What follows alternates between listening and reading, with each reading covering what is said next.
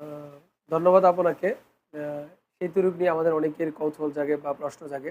সেতু রোগ ভালো না হওয়ার প্রধান কারণ সামাজিকভাবে যদি আমি এটি উল্লেখ করতে চাই, তাহলে দীর্ঘমেয়াদী চিকিৎসা না নেওয়া, যদিও এটি ব্যয়বহুল চিকিৎসা এবং আমরা যারা আ দ্বিতীয়ত খাবারের অনিয়ম, খাদ্যের অনিয়মের কারণে ২ টি মেইন কারণ। একটা হলো দীর্ঘমেয়াদী চিকিৎসা না নেওয়া, আরেকটা হলো আপনার খাদ্যের অনিয়ম, অর্থাৎ খাবারের অনিয়ম।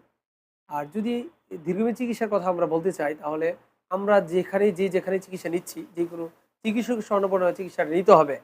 এটা হলো মেইন কথা, যে আমরা যারা চিকিৎসা নিচ্ছি, একটা দীর্ঘমেয়াদী চিকিৎসা নিতে হবে। একজন চিকিৎসক শরণাপন্ন হয়ে তার লাইফস্টাইল মেইনটেইন করে চিকিৎসাটা নিতে হবে।